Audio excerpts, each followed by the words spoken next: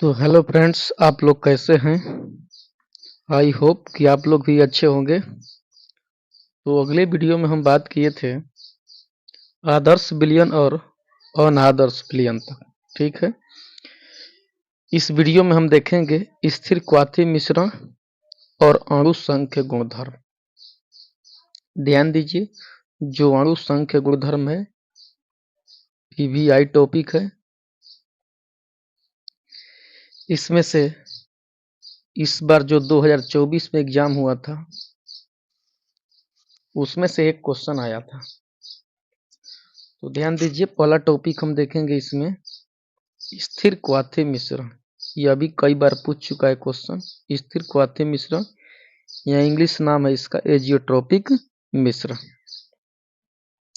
इसका परिभाषा होगा, ध्यान दीजिए, वैसा विलयन जो बिना संगठन में परिवर्तन के एक निश्चित ताप आश्रित होता है। वैसा विलयन जो बिना संगठन में परिवर्तन के, यानी जो भी उसका संगठन है बिना परिवर्तन किए एक निश्चित ताप आश्रित होता है, यानी एक निश्चित ताप में आश्रित होता है, उसे स्थिर क्वाथी मिश्रण कहते हैं। अगला टॉपिक है सहजात गुणधर्म या अणु संख्या गुणधर्म, कोलिगेटिव प्रॉपर्टीज। तो वैसा विलयन, ध्यान दीजिए, विलयन के निश्चित आयतन में उपस्थित विलेय की कणों की संख्या पर निर्भर करता है। विलयन के कणों की संख्या पर निर्भर करता है, परंतु प्रकृति, संगठन या संरचना पर निर्भर नहीं करता है। ध्यान दीजिए, अणु संख्य जो गुणधर्म होता है विलयन के निश्चित आयतन में, एक निश्चित आयतन में विलयन का कर विलेय की कणों की संख्या पर निर्भर करता है। विलेय का जो कण है उस पर निर्भर करता है, न कि प्रकृति, संगठन या संरचना पर निर्भर नहीं करता है। ऐसे गुण को अणु संख्य गुणधर्म कहते हैं। ध्यान दीजिए, जो अणु संख्य गुणधर्म होता है विलेय की अणुओं की संख्या पर निर्भर करता है, बल्कि उसके प्रकृति, संगठन और संरचना पर निर्भर नहीं करता है। ध्यान दीजिए, वे गुण जो विलयन के निश्चित आयतन में उपस्थित विलेय की कणों की संख्या पर निर्भर करते हैं।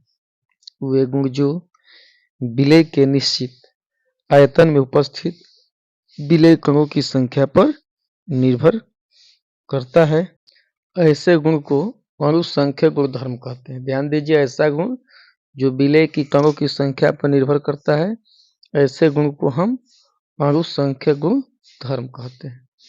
और ध्यान दीजिए, अणु संख्य गुणधर्म निम्नलिखित प्रकार के होते हैं। जो अणु संख्य गुणधर्म होते हैं निम्नलिखित प्रकार के होते हैं।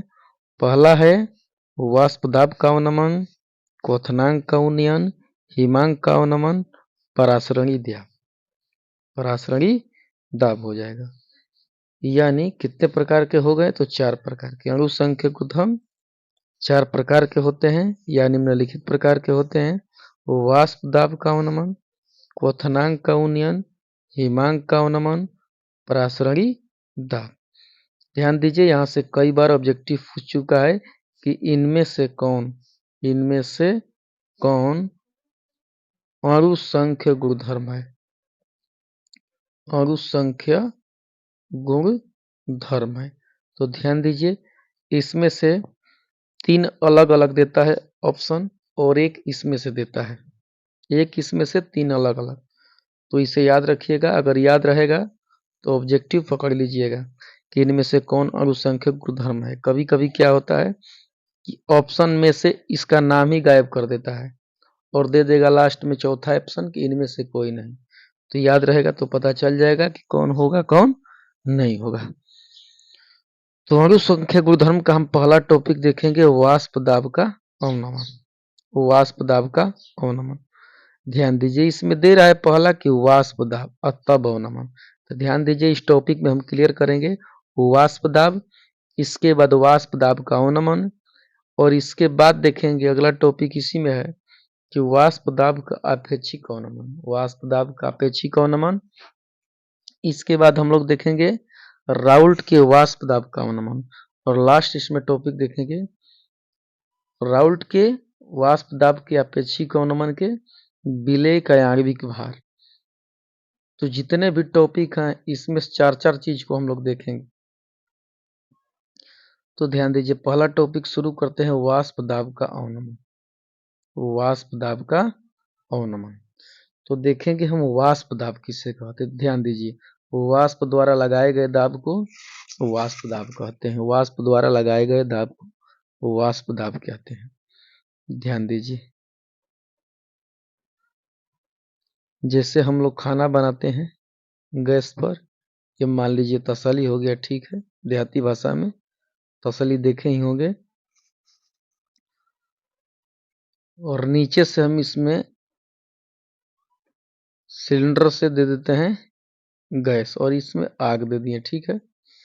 अब देखेंगे चावल बनाते समय क्या होता है कि भाप से जो इस पर ढक्कन लगा होता है वो भाप इसे उलट देता है ढक्कन को, या नीचे से दाब लगाता है। तो कौन दाब लगाता है?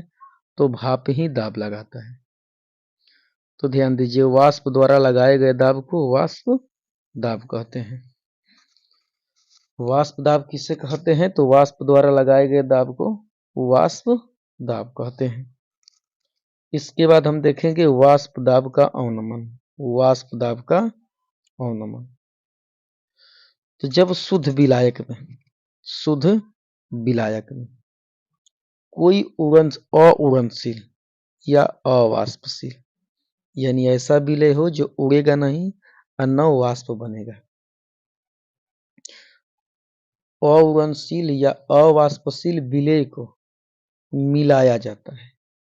क्या किया जाता है? मिलाया जाता है। तो विलयन का वाष्प दाब विलायक के वाष्प दाब से कम हो जाता है। विलयन का वाष्प दाब विलायक के वाष्प दाब से कम हो जाता है। कब? जब शुद्ध विलायक में, ध्यान दीजिए, जब विलायक में अउड़नशील विलय या अवाष्पशील विलय को मिला देते हैं। तो ध्यान दीजिए, पहले जब विलायक और विलय को मिलाएंगे तो क्या तैयार होगा? विलयन। क्या तैयार होगा? विलयन तैयार हो जाएगा। तो ध्यान दीजिए, मिलाया जाता है तो विलयन का वाष्प दाब, तो जो विलयन तैयार होता है उसका वाष्प दाब विलायक के वाष्प दाब से कम हो जाता है।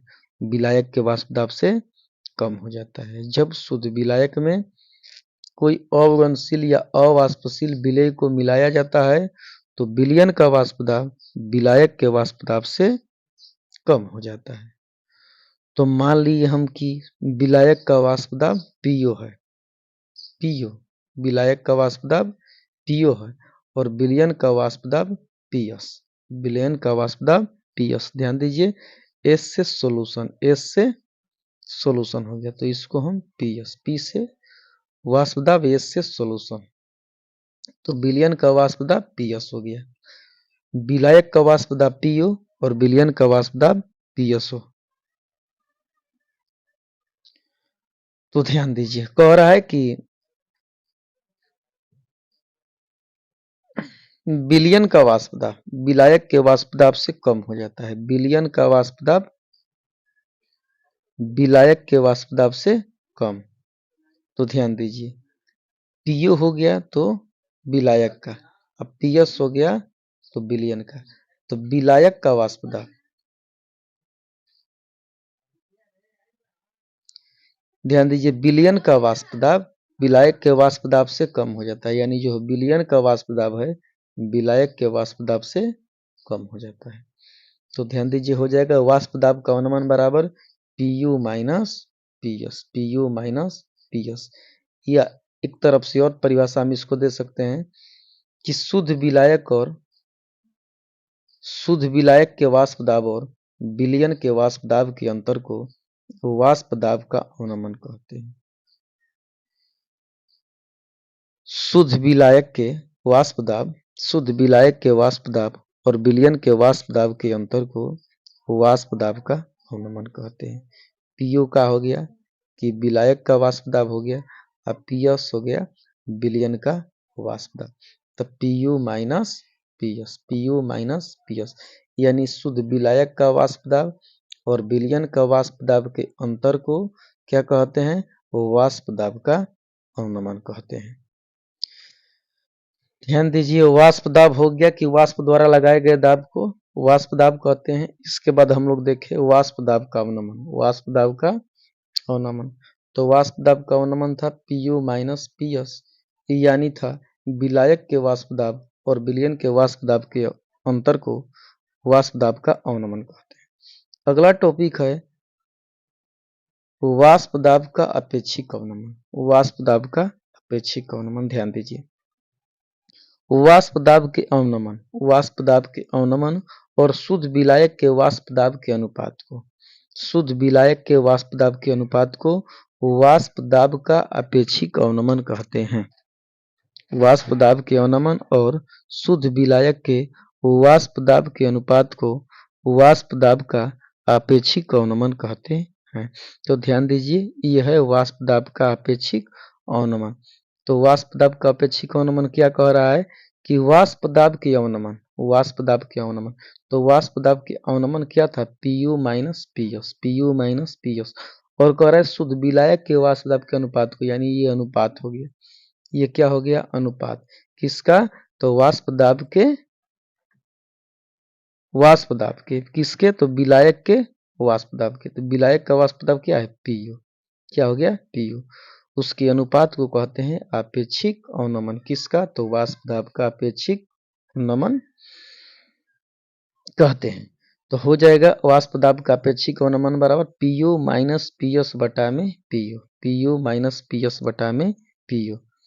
Pu माइनस Ps का है तो वाष्प दाब का अपेक्षिक अवनमन है, वाष्प दाब का अपेक्षिक अवनमन Pu का है तो विलायक का वाष्प दाब है, विलायक का वाष्प दाब है। तो वाष्प दाब का अपेक्षिक अवनमन किसे कहते हैं, तो वाष्प दाब का अवनमन और विलायक के वाष्प दाब के अनुपात को कहते हैं वाष्प दाब का अपेक्षिक अवनमन। ध्यान दीजिए, अगला टॉपिक है कि वाष्प दाब के अपेक्षिक अवनमन तथा राउल्ट का नियम। ध्यान दीजिए, वाष्प दाब के अपेक्षिक अवनमन तथा राउल्ट का नियम, यानी क्वेश्चन आ जाए कि राउल्ट के वाष्प दाब के अपेक्षिक अवनमन तथा राउल्ट के नियम को लिखिए, चाहे राउल्ट के नियमानुसार वाष्प दाब के अपेक्षिक अवनमन को लिखे, राउल्ट के नियमानुसार वाष्प दाब के अपेक्षिक अवनमन को लिखे, यानी सेम क्वेश्चन रहेगा, बस थोड़ा थोड़ा चेंज कर देगा। तो ध्यान दीजिए, इस नियम का प्रतिपादन किया था राउल्ट ने, इस नियम का प्रतिपादन किया था राउल्ट ने, इस नियम का प्रतिपादन किया था राउल्ट ने। ध्यान दीजिए, इसके नियमानुसार वाष्प दाब के अपेक्षिक अवनमन विलयन में उपस्थित विलेय के मूल प्रभाज के बराबर होता है, विलेय के मूल प्रभाज के बराबर होता है, बराबर होता है। ध्यान दीजिए, कह रहा है कि इसके नियमानुसार वाष्प दाब का अपेक्षिक अवनमन विलयन में उपस्थित विलेय के मूल प्रभाज के बराबर होता है। राउल्ट का नियम कह रहा है कि वाष्प दाब का अपेक्षिक अवनमन, वाष्प दाब का अपेक्षिक अवनमन विलेय के मूल प्रभाज के बराबर होता है। तो ध्यान दीजिए, वाष्प दाब का अपेक्षिक अवनमन हम लोग क्या देखे थे Pu माइनस Ps बटा में Pu, और कह रहा है बराबर, यहाँ पर बराबर विलेय का मूल प्रभाज, तो विलेय का मूल प्रभाज हम बताए हैं n बटा में small n plus capital N, यानी L का है विलेय की मूल की संख्या है, जो स्मॉल n है विलेय की मूल की संख्या है, और जो बड़ा n है वो है विलायक की मूल की संख्या। तो ध्यान दीजिए Pu माइनस Ps बटा में Pu, ये बराबर का चिन्ह है, ध्यान दीजिए ये बराबर का चिन्ह है। कह रहा है n बटा में n प्लस n, यानी वाष्प दाब का अपेक्षिक अवनमन विलेय के मूल प्रभाज के बराबर होता है। ध्यान दीजिए Pu बराबर होता है विलायक का वाष्प दाब, Ps का है तो विलयन का वाष्प दाब, n का है तो विलेय की मूल की संख्या है, कैपिटल N का है तो विलायक की मूल प्रभाज है। तो ध्यान दीजिए, आप लोग क्या देखे वाष्प दाब के अवनमन में, क्या देखे वाष्प दाब के अवनमन में कि पहला तो वाष्प दाब, पहला वो वाष्प दाब, इसके बाद क्या देखें वाष्प दाब का अवनमन, वाष्प दाब का अवनमन, इसके बाद हम लोग देखें वाष्प दाब का अपेक्षिक अवनमन, वाष्प दाब का अपेक्षिक अवनमन। और इसके बाद देखें राउल्ट के वाष्प दाब का अपेक्षिक अवनमन। इसके बाद हम लोग देखें राउल्ट के वाष्प दाब का अपेक्षिक अवनमन, और इसी में है कि राउल्ट के वाष्प दाब के अपेक्षिक अवनमन के अनुसार विलेय का आणविक भार ज्ञात करें। विलेय का आणविक भार ज्ञात करें। तो अगला टॉपिक वहीं हम लोग देखेंगे। अगला टॉपिक है वाष्प दाब में अपेक्षिक अवनमन द्वारा। वाष्प दाब में अपेक्षिक अवनमन द्वारा अवनशील या अवाष्पशील विलेय के अणुभार का निर्धारण करें। ध्यान दीजिए, वाष्प दाब हो गया है, वाष्प दाब का अवनमन हो गया है, वाष्प दाब का अपेक्षिक अवनमन हो गया है, और इसके बाद वाष्प दाब का अपेक्षिक अवनमन राउल्ट का नियम हो गया है, और इसमें लास्ट है यह वाष्प दाब के अपेक्षिक अवनमन द्वारा अवनशील या अवाष्पशील विलेय का अणुभार ज्ञात करें।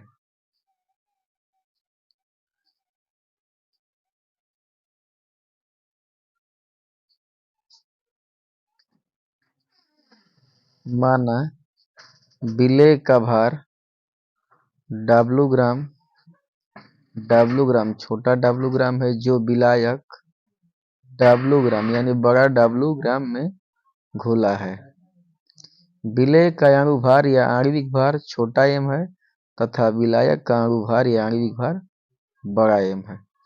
तो ध्यान दीजिए, राउल्ट के नियमानुसार क्या होता है, Pu माइनस Ps बटा Pu बराबर छोटा n बटा में छोटा n प्लस बड़ा n। तो n का है मोल का संख्या है, n मोल का संख्या है। तो ध्यान दीजिए, छोटा n किसकी मोल की संख्या है, तो विलेय का। तो विलेय का मोल की संख्या बराबर हो जाएगा विलेय का भार बटा में विलेय का आणविक भार, और बड़ा n यानी विलायक का हो जाएगा मोल की संख्या बराबर विलायक का भार बटा में विलायक का आणविक भार। ध्यान दीजिए, तो n का मान और बड़ा n का मान यहाँ पर लिखा गया है। यहाँ पर हो जाएगा n के जगह पर छोटा W बटा में छोटा m, और यहाँ पर भी छोटा का n देखिए n का मान है, और यहाँ पर बड़ा n का मान है। अब ध्यान दीजिए, यदि हम विलयन को बहुत तनु करेंगे, जब विलयन को बहुत तनु कर देंगे तो विलेय का जो मोल का संख्या है ना, उसका मान विलायक के मोल की संख्या से नगण्य हो जाएगा। तो समझिए तनु विलयन क्या होता है। इसमें इसकी मात्रा अधिक होता है।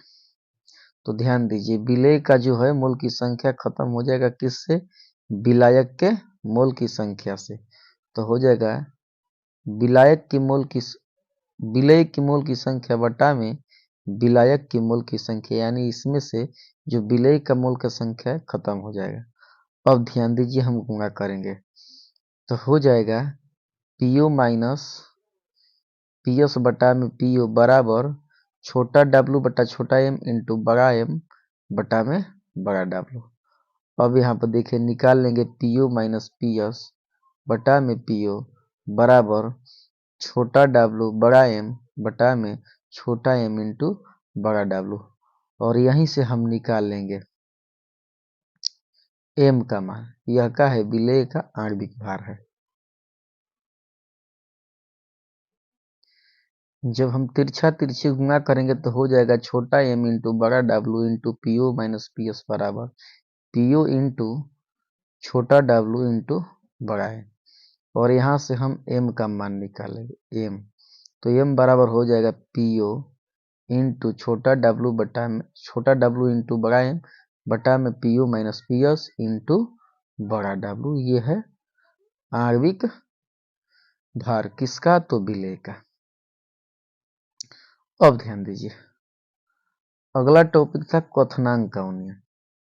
तो क्वथनांक का उन्नयन जब था तो इसमें सबसे पहले पॉइंट हम देखेंगे क्वथनांक। आखिर क्वथनांक होता क्या है, तो जिस ताप पर द्रव उबलने लगता है यानी उबलना प्रारंभ करता है, उस ताप को क्वथनांक कहते हैं।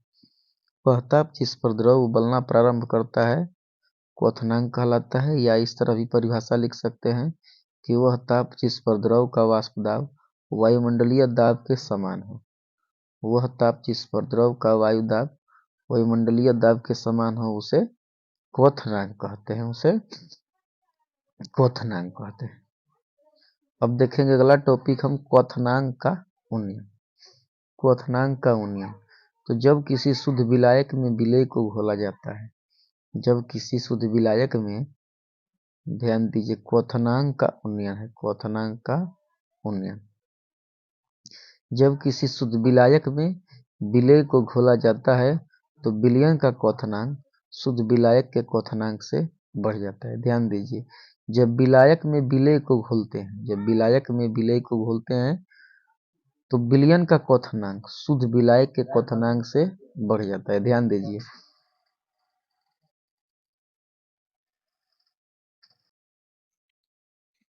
जब किसी शुद्ध विलायक में विलेय को घोला जाता है तो विलयन का क्वथनांक शुद्ध विलायक के क्वथनांक से बढ़ जाता है, उसे क्वथनांक का उन्नयन कहते हैं। ध्यान दीजिएगा, एक शुद्ध जल को लेंगे और हम उबालेंगे, ठीक है, और एक जल में हम नमक डाल देंगे, तो ध्यान दीजिए, जिस जल में अगर हम नमक घोल देंगे तो उसका क्वथनांक बढ़ जाएगा, यानी वो कुछ और अधिक तापमान पर उबलेगा। लेकिन जो शुद्ध पानी है वो एक नियत तापमान पर ही खौलेगा। तो वही कह रहा है कि जब किसी शुद्ध विलायक में विलेय को घोला जाता है तो विलयन का क्वथनांक शुद्ध विलायक के क्वथनांक से बढ़ जाता है। तो जो विलयन तैयार होगा, यानी जो नमक डाल के हम विलयन तैयार करेंगे तो उसका क्वथनांक बढ़ जाएगा। और ध्यान दीजिए, यह विलेय के मात्रा पर निर्भर करता है। ध्यान दीजिए, यह मात्रा पर निर्भर करता है कि उसमें हम कितना नमक डाले हैं। तो ध्यान दीजिए, विलयन का क्वथनांक को हम टीएस मान लीजिए, टीएस, और विलायक के क्वथनांक को टीयू, विलायक के क्वथनांक को टीयू, तो क्वथनांक का उन्नयन हो जाएगा TS minus TU, TS minus TU, यानी जो विलयन का क्वथनांक है विलायक के क्वथनांक से ज्यादा है। क्या है? ज्यादा है। तो ठीक है, कितना ज्यादा है घटाएंगे तभी पता चलेगा। तो टीएस माइनस टीयू, यानी विलयन का क्वथनांक माइनस विलायक का क्वथनांक। और ध्यान दीजिए, क्वथनांक के उन्नयन को हम डेल्टा टीवी द्वारा सूचित करते हैं। विलायक के क्वथनांक को डेल्टा टीवी द्वारा सूचित करते हैं, तो हो जाएगा डेल्टा टीवी बराबर टीएस माइनस टीयू। तो एक और परिभाषा तैयार हो गया कि विलयन का क्वथनांक और शुद्ध विलायक के क्वथनांक के अंतर को क्वथनांक का उन्नयन कहते हैं। विलयन के क्वथनांक और शुद्ध विलायक के क्वथनांक के अंतर को क्वथनांक का उन्नयन कहते हैं, यानी डेल्टा टीवी बराबर TS minus TU, TS minus TU.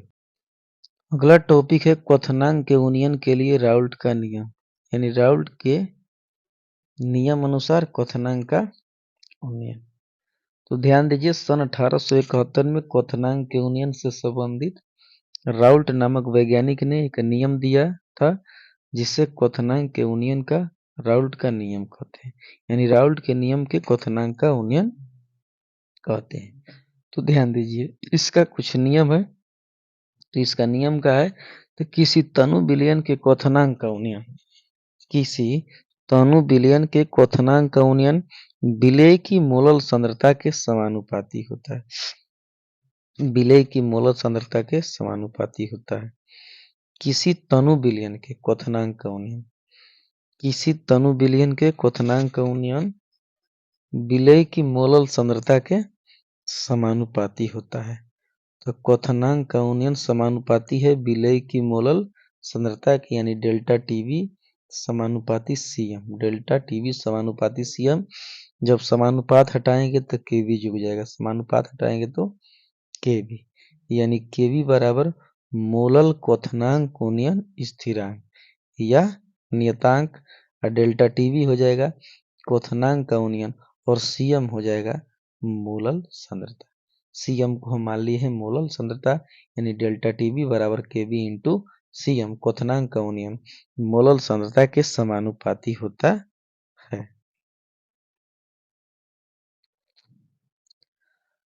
अगला टॉपिक हम देखेंगे राउल्ट के नियमानुसार क्वथनांक के उन्नयन द्वारा विलेय का आणु भार या आणविक भार की गणना करें। राउल्ट के नियमानुसार क्वथनांक के उन्नयन द्वारा विलेय का आणु भार या आणविक भार की गणना करें। जो राउल्ट का नियम है क्वथनांक के उन्नयन का, उसके अनुसार हम विलेय का जो आणविक भार है उसकी हम गणना करेंगे। तो ध्यान दीजिए, मान लेते हैं किसी विलयन में A ग्राम विलेय और B ग्राम विलायक, A ग्राम विलेय B ग्राम विलायक में घोला गया है। जो विलयन में है, किसी भी विलयन में A ग्राम विलेय B ग्राम विलायक में घोला गया है, जबकि विलेय का आणविक भार छोटा m है। ध्यान दीजिए, विलेय का आणविक द्रव्यमान था m और मोललता का सूत्र होता है विलेय की मोल की संख्या बटा में विलायक का भार।